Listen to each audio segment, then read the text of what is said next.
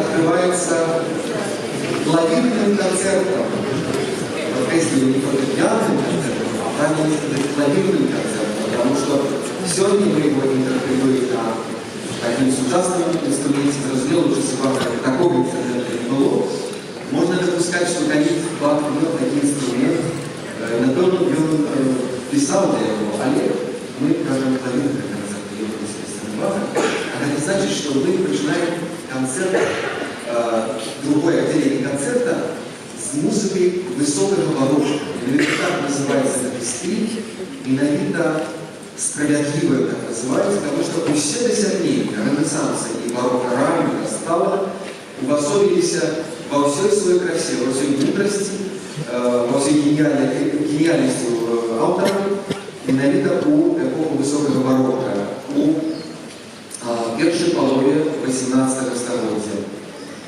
Это час, когда деяли такие наивеличшие гении у всех часов и народов, как Йоганн Себастьян Бах, Йорк Фридрих Гендель, Йорк Филипп Тельман и многие иншие. А безумовно, две наивеличшие вершины Монблана, такое европейское, Бах, Великий Бах и Гендель, и особливо среди этих вершин много субъективно, может быть, получается Бах, можно сгоджаться и не сгоджаться, кому кто ближе.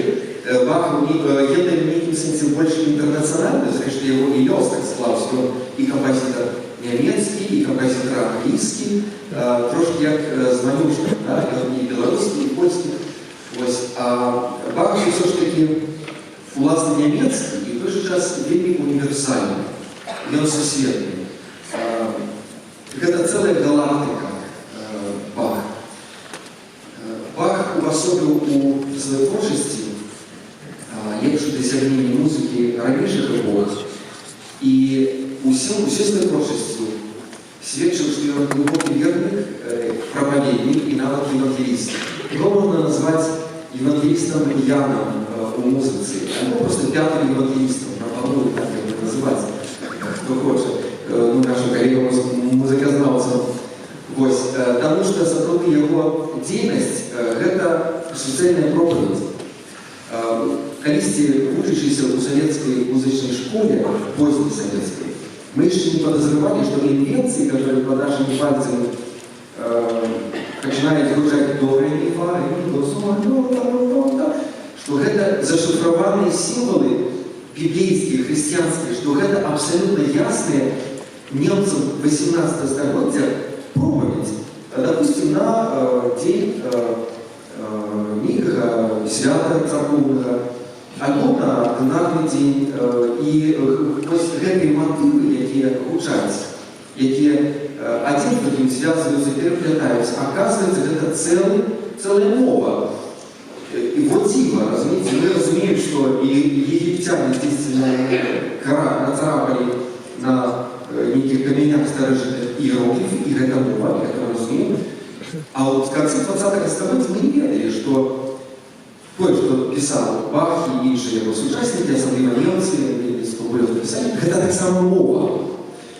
И в этом свете еще больше диву даешься, что гениальная музыка Баха, якая так дзейнічае на сердце, якая так кранае душу, якая так узбуджае тыя ці іншыя афекты, то есть станы души, яна яшчэ фантастычна рацыянальная, фантастычна пранічная. Это гениальная шахматная партия, раскладенная только не фигурами, а на нотном стане. И вот они усведомляешь то, что, по-перше, гениальная музыка сама в себе, а по-другому, это гениальная, интеллектуальная, рациональная праца, конструкция. Вот это узмацняет мой шок просто от особого деятельности этого творчества у разы. И именно в этом творчестве Баха сформировался эта квинтэссенция. Я не буду зараз читать лекции, потому что мы пойдем тогда до дома здесь при конце 17-го года.